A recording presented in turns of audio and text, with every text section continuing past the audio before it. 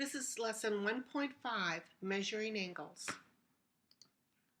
Essential question, how can you measure an angle and use the angle addition postulate? Let's go to our notes again, setting up the title and the essential questions. We are going to have vocabulary, we're going to have a postulate, actually two postulates, and a definition. Leave room for some examples.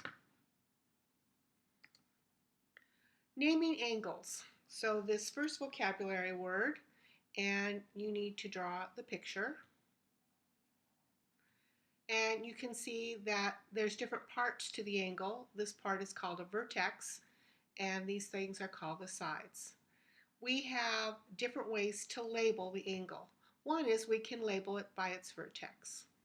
The other way is to label it with 3 letters, the middle being the vertex. So under notation, you should be writing these down. And there's one more way to label an angle, and you can label in the interior of the angle a number, and that angle is named by that number. So we can say angle 1. This portion is the interior of the angle, and this portion is the exterior of the angle. Make sure all that gets written in your notes. Okay, here's an example. We have 3 angles here, and we would like to name all 3 angles. Okay, so I'm going to try to name this angle right here. And I cannot say angle M because you would know whether I was talking about this angle, the other angle, or the big angle. So in this case, I have to use the 3-letter option. So I'll say J, M, K. Now I could reverse J and K, but M still has to be in the middle. Now this is the other angle I want to label. So I'm putting these tick marks here so you know what I'm looking at. And again, we're not allowed to use 1 letter. We're going to have to use 3 letters, and I'll say K, M, and J. The M has to be in the middle. The K and the L could trade places, but the M still is the vertex. Now, the last angle is the big angle. And I'm going to use 3 arcs here so that you understand it's not the same as these other 2. And this will be angle J, M, L. And again, you can exchange the J and the L, but the M is required to be in the middle. Okay, I'd like you to try it. Stop the screencast, see if you can write 3 names for the angle, and let's see how well we match. Here are the answers.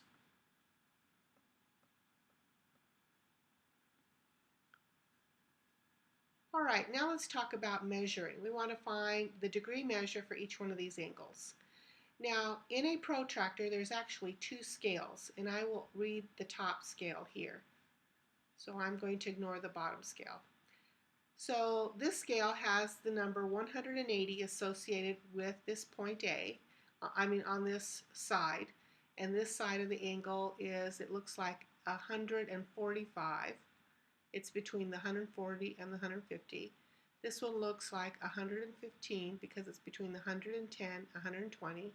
This is 70, and this looks like it's 35, and we don't need anything here, but that's 0.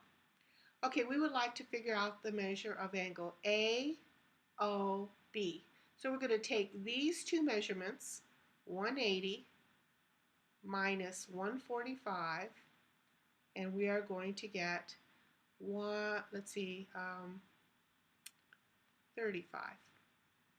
So we say that the measure of angle AOB is equal to 35 degrees. Now, notice that I'm using the little m. Measure means that we're talking about a number that's associated with how wide that angle is spreading out. Angle COE. All right, C, O, and E. Now, C has the 115 associated with this side of the angle, and this side of the angle has the 35. And I'm going to subtract these, and I'm going to get 80. So the measure of angle COE is equal to 80 degrees. Again, it's important that you put the little m. The m says we're talking about a measure. If you leave the m out, we're talking about a set of points. Okay, BOC. B is 145, and C is 115. And it looks like the measure of angle BOC will be equal to 30 degrees. Now let's take a minute and see if we can't do this another way. BOC. Okay, so you can see that this is 5 degrees. So 5, that's 5, 10, 15, 20, 25, 30.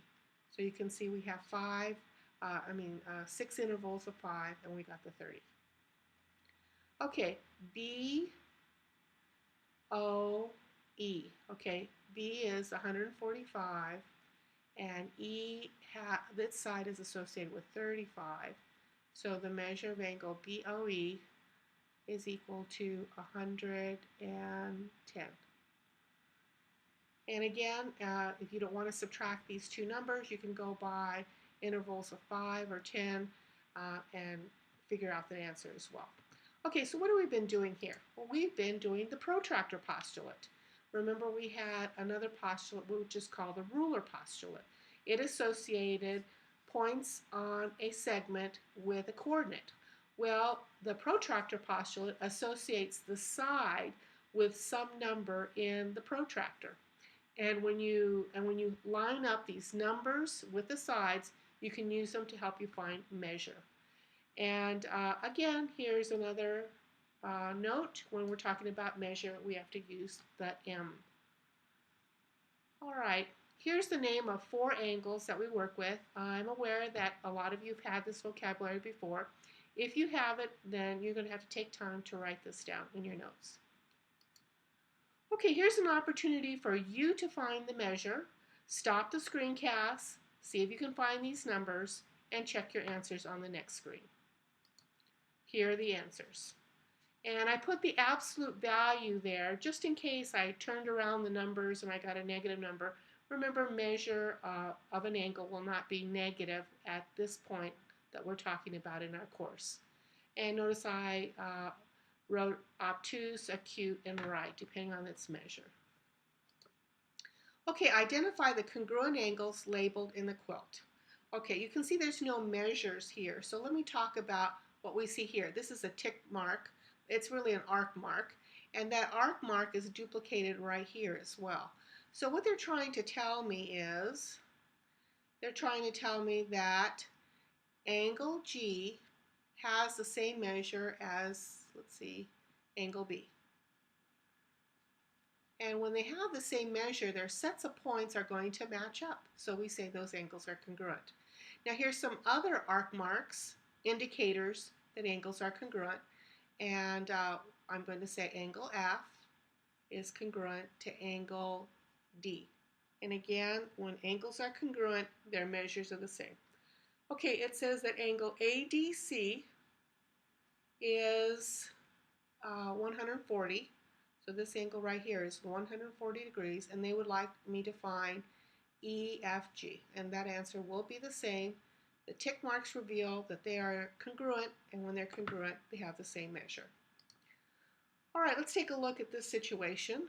We are trying to find the measure of angle, let's go ahead, this measure of angle ABC. Notice how I'm following the letters to help me see what the angle is.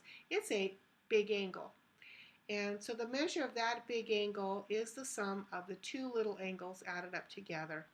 And so this answer will be 58, and then the answer is degrees.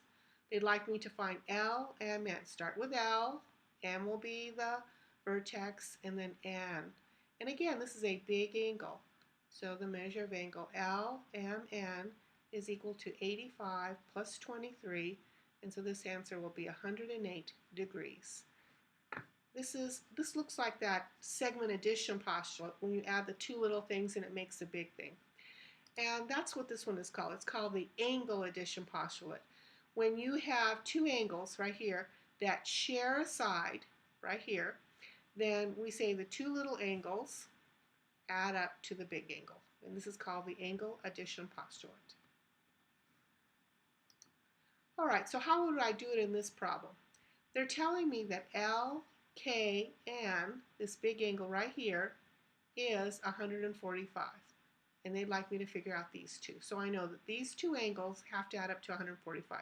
So it's an opportunity to use some algebra skills.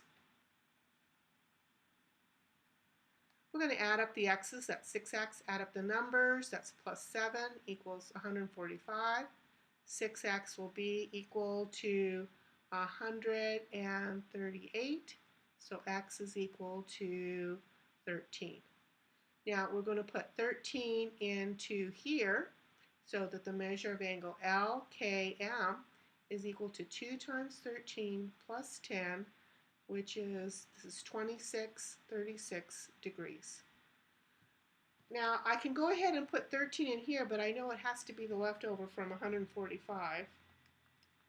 So when I subtract 36 from 145, I'm going to get 109. So the measure of angle MKN is equal to 109.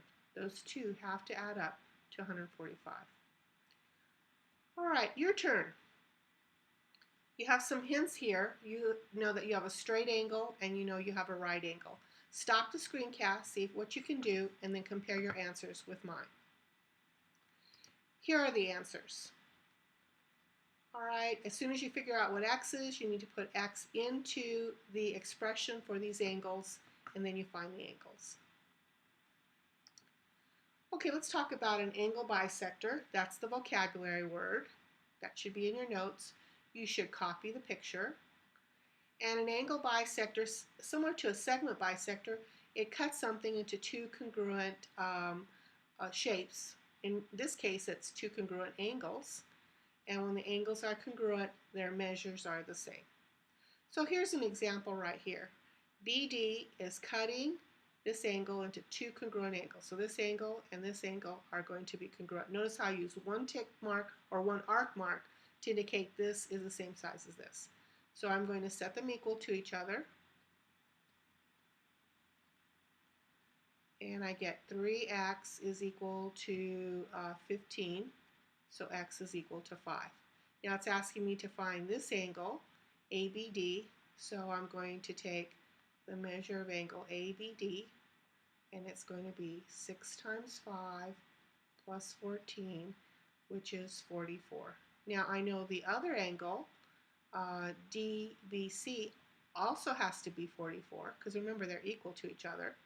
And so therefore the big angle, measure of angle ABC, must be equal to 88.